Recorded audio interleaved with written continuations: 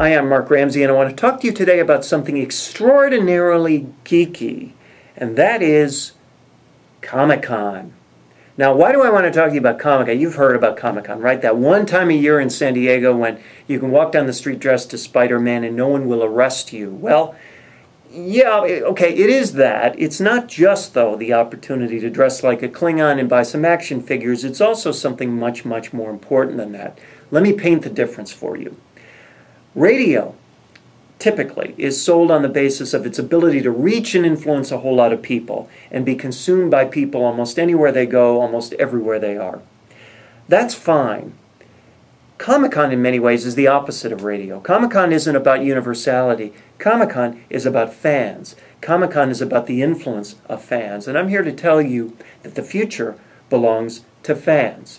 Just ask Hollywood, because in Hollywood, Comic-Con is known as Cannes for blockbusters, and all the big talent comes down to San Diego to celebrate this thing. They were all here last week trudging through the convention center, believe me. There are two things that I want you to pay attention to here. One is, the way to influence fans are to find those people who influence fans all in one place and get your message to them in ways that provide some news that they can chew on and disseminate that makes them look better, smarter, richer, more attractive. That's essentially what Comic-Con is. It's not so much about the average fan who goes to Comic-Con. It's about the influential fans, the fans with their own followers on Twitter, on Facebook, through their blogs and so on. There are a lot of those people. There's a lot of quote-unquote press at Comic-Con, and those are the influential people. Those are the people who create all the buzz which Hollywood feeds off for the rest of the year, right here in San Diego this past week. So lesson number one is find those pools of fans and put your message in the center of those pools and make sure those messages include news. That's point number one. Point number two, content.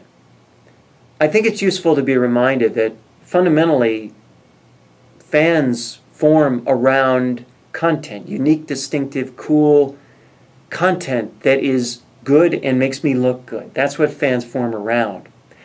Case in point, I have a friend who was there at Comic-Con who publishes a magazine that many of you would be familiar with, who has just teamed up with another guy who runs a website that many of you would also be familiar with, and they're going to be doing projects in the future. And here's the thing this guy said to me that I thought was so interesting. He said, you know, I could publish my magazine. I'd publish 40,000 issues or whatever, and I'd be out of business in that fast. What I realized, he said, is that the ability to have this brand that he now has gives him these audiences and these platforms across media and these things, these capabilities that he can do across media, so that he can turn his magazine, what used to be a magazine, into something much bigger than that. He can have radio elements, he can have video elements, he can have film elements, he can have television elements, he can have internet elements. He can create all these various elements that are possible because of the brand and because of the fans that gravitate to that brand. For proof that what I'm saying to you is true, he's working his booth there at Comic-Con when along comes a guy who hands him a card and says, here's my card, call me, let's work together. That guy was an agent from CAA, one of the most influential talent agents in Hollywood. So I would ask you, does your station have the kind of content and the passion of fans which could draw the interest of an agent from CAA?